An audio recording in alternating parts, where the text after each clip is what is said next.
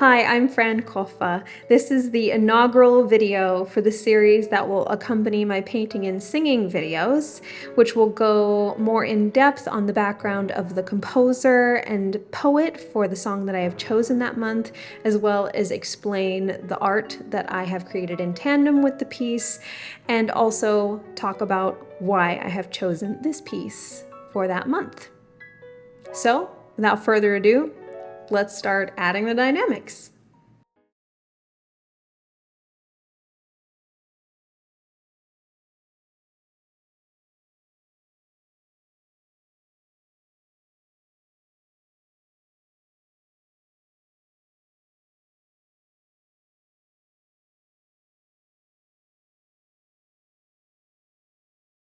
A little background on the series as it has been existing as just the painting and singing videos. I made a decision a year and a half ago, back in December of 2022, to do a video every month that was me painting and singing at the same time, even though it terrified me.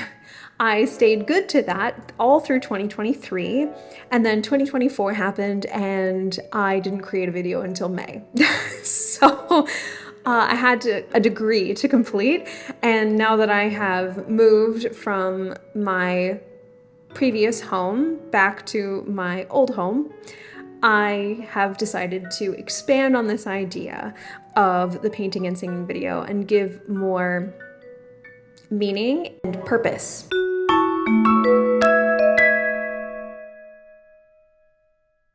So for July, I chose to do the piece For You There Is No Song, which is part of a cycle called 5 Millet songs. And for those who don't know, an art song is a classical genre in which the composer does not write the lyrics. They specifically choose a poet and a poem to set to music.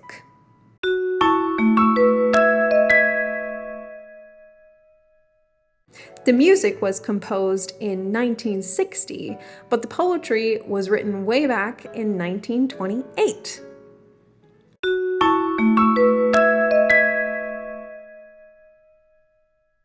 H. Leslie Adams is the composer, and Edna St. Vincent Millay was the poet. Harrison Leslie Adams, or H. Leslie Adams as he went by, is an African-American composer who was born on December 30th, 1932, and only very recently passed away on May 24th of 2024. So though we no longer have him with us, we still have his music. His parents wanted him to begin studying music at a very early age, so at 4 he started piano. And he relates how in the back of his piano instruction book there were empty staves, and he used to write treble and bass clefs, but then started writing little tunes out, and that was the beginning of his compositional career. By the time he was in junior high and high school, he was very proficient in piano and was accompanying for music classes, and in college he was accompanying for dance classes and even tried to become, just to see if he could do it, a jazz singer and pianist. He didn't really want to continue, but he just did it to see if he could. Adams received his undergraduate degree from Oberlin College, and at the time the degree program required that they took piano, voice, and composition came the last 2 years of the degree program, but voice he had to study for 4 years. So it's no wonder that piano and voice became the primary instruments for which he composed and became the most beloved, composing 43 solo vocal and piano pieces, in addition to a music drama and an opera entitled Blake, which focused on the pre-Civil War life of slaves. And though he was a classical composer, Adams incorporated African-American musical styles and jazz into his compositions, like syncopated rhythms, very singable melodies that were reminiscent of spirituals or gospel music, and the like. He went on to receive his master's degree from California State University at Long Beach and his doctorate degree from Ohio State University. He directed choirs, he composed, he taught, and he only finally retired in order to commit more time to his compositions. Edna St. Vincent Millay is a much more distant artistic friend of ours, being born in Rockland, Maine on February 22nd, 1892, and dying on October 19th, 1950. Millay was an American poet and playwright who was a contemporary of Robert Frost, and both of them were very well known for their sonnet writing.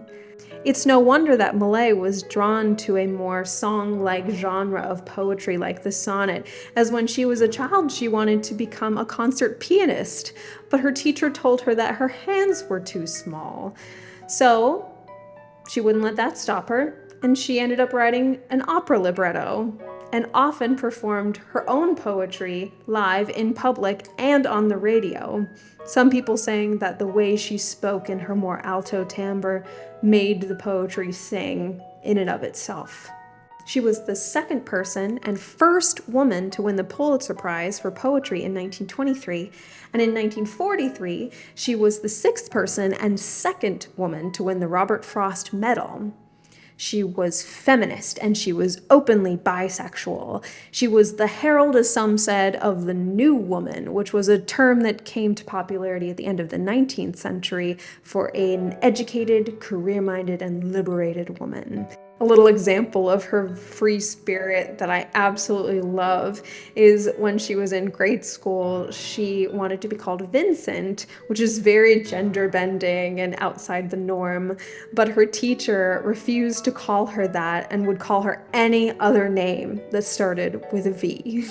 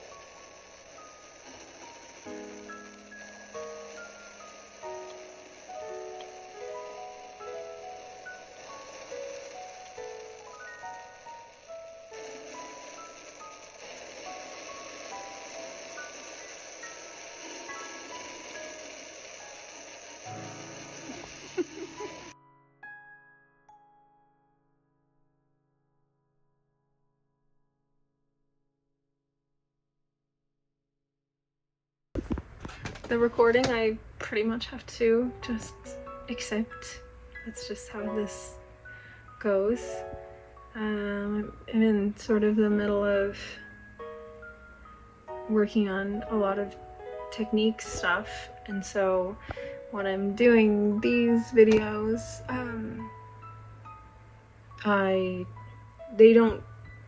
they're not always the most technically aligned. That's putting it lightly in my opinion, but yeah, I think it's like a good gauge of when there's a lot of pressures on me in the moment, like what happens and what sticks. And I think some more things are sticking that I am working on, but not all, and that's a process, and I had to be okay with that. And these are sort of I think these videos sort of show that in a even more exposed way. Much to my dismay. So the perfectionist in me just says nope, but we're just gonna keep going and we're gonna put this out there. And It's gonna be fine. It's gonna be fine.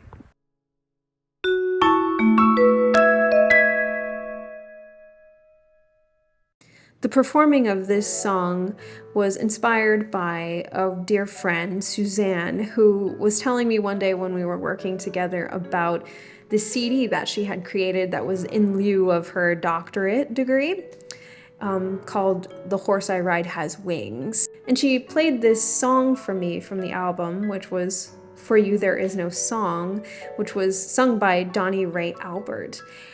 And I had the little booklet in my hand that had all the lyrics, and I could not hold back tears. And I was trying not to show it, but it moved me so much, just the words alone.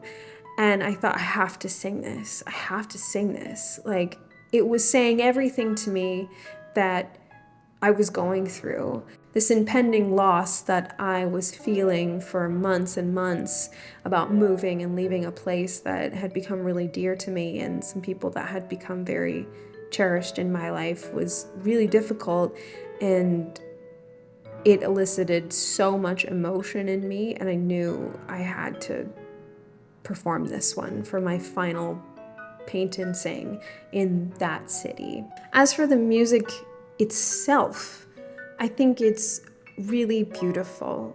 People have spoken to the singability of H. Leslie Adams' music and how it's not so incredibly complicated, but it requires you to go to a really personal place. It's really clear that Adams has an understanding of the voice and singing because he was a singer and he was a pianist, and these descending lines, which are so lovely for a voice to come down off of instead of having to go upwards, and the vowel only, it just helps the singer. And most, if not all, of his songs, there's a low version, a medium version, and a high version.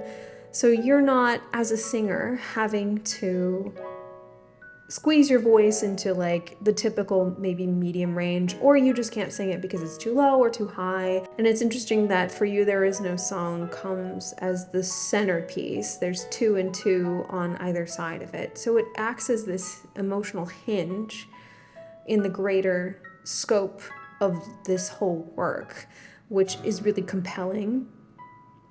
And for me, that speaks to these changes in life. The poetry for this piece as well is part of a greater set of works. There are 6 poems that make up Songs for Lute by Edna St. Vincent Millay. The muse for these poems was Eleanor Wiley, who was a really dear and close friend of Millay. They were kindred spirits. They were both female poets who wrote sonnets, and though Millay was perhaps more professionally successful than Wiley was, she held her poetry and her as a person in the highest esteem. And unfortunately, in 1928, Eleanor Wiley passed away very, very suddenly of a stroke.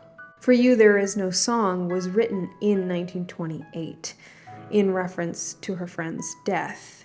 Millay said of her dear friend, "So gay and splendid about tragic things, so comically serious about silly ones.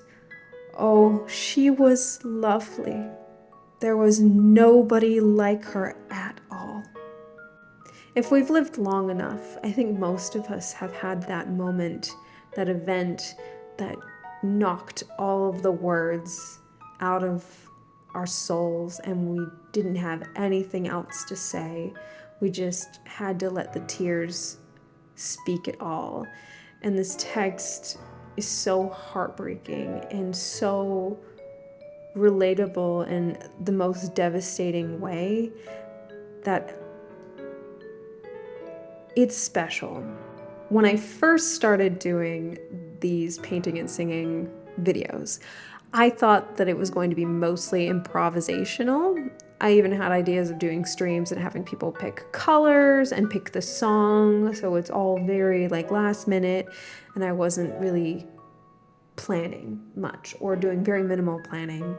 And as time went on, I felt like I needed a little more clarity and sometimes, like, for some pieces, real practice. For this one, I returned to that because I was sitting in front of the window at my apartment and the sun was starting to go down, and I was just, you know, when you close your eyes and the light that you saw becomes a color, like these different splotches and things and behind your eyelids.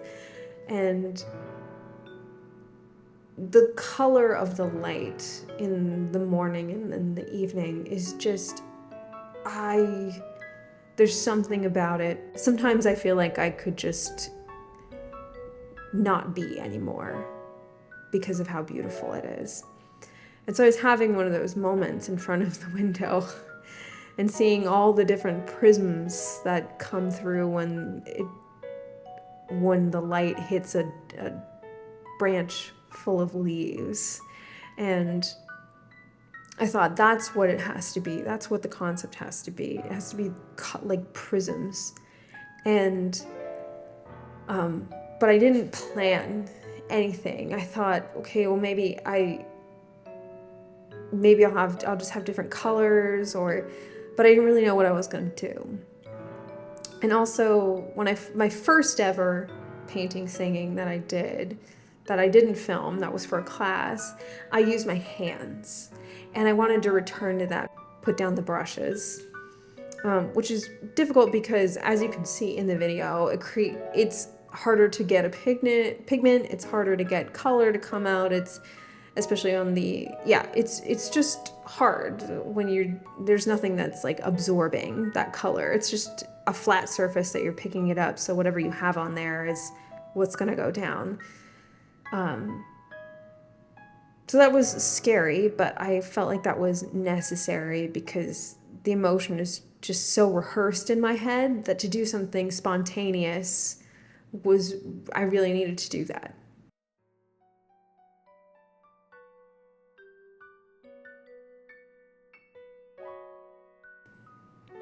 Well, this has been a very emotional time and a very emotional project, and I hope that some of that feeling came through. And to quote Jane Austen, if I loved you less, I may be able to talk about it more. That's how it feels.